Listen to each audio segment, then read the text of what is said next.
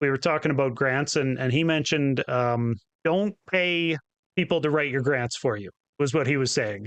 He told me basically like, uh, you got to give them all the information to write down for you anyways. You might as well just write it down yourself. Where do you stand on that? Yes, Is it and worth paying okay. for a grant writer?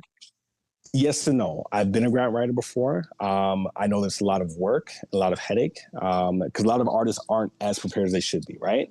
The more prepared you are as an artist, the more you're going to get out of that experience, right? And so a lot of times I'll host workshops in regards to like what things artists should actually have when it comes to writing a grant. So then that way, if they, because the thing about it is that you don't want to hire a grant.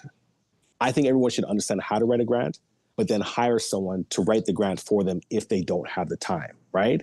As opposed to, let's say you're busy doing all the stuff you have and you don't have the time, and it's just like, okay, cool, I'll hire this grant writer, I'll prepare all the stuff for them, give it to them, they can take care of all the stuff. And because your grant is not just having like answering a few questions, you are looking at putting together a proposal, you're looking together like a project description, your budget, your marketing plan, your team bios. So all this stuff becomes part of your grant. And some people don't know how to put that together. Someone like Dev3, who's been in this game for a number of years, he's learned. And I think that a lot of people Right. should learn that skill set because it will become extremely handy as they develop as an artist. But to say that you shouldn't hire one, I don't think that's a fair statement. I think that if you need to hire one because you don't have the time or the skill set, cool. But I strongly recommend learning how to do it yourself, right? They are time consuming. And in some instances, there are some people that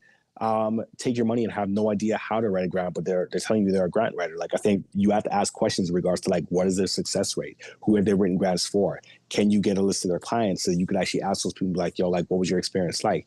If the person says, I would never hire that person again, then run, you know? But if the person says, yeah, no, it was a great experience. And because here's the thing, my background, one of the things I've done in the past is that I've been a journalist. I've also gone to school for marketing. So public relations is something that I understand, right? I've also worked at radio. I've worked at a record store. I've worked with labels, so on and so forth. So I understand the role of a publicist, right? I've been a publicist and I've gotten a lot of press for projects, whether it be Political Lab projects, Arlo Maverick projects, even art projects for other artists, right?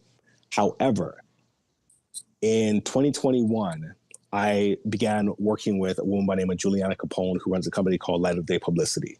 And because of the fact that I've already done the role of being a publicist, my relationship with her is so smooth and so fluid, right? I understand what she needs because I've done what she's done before, right? So me hiring her is to allow me to be able to focus on something else, but also she's great at what she does. Like, I don't have to think about anything because she's going to do it. And she also has relationships that I don't have established already, right? And so it's not to say that I can't do it. Yes, I can do it, but that means that the time that I'm dedicating to that won't be dedicated to something else. Where it's like, she's competent, she's great at what she does, and like, she cares about the projects, which is so important because just judging from her name, it sounds like she's well connected. You know, Capone, she's got to have some connects. Yeah.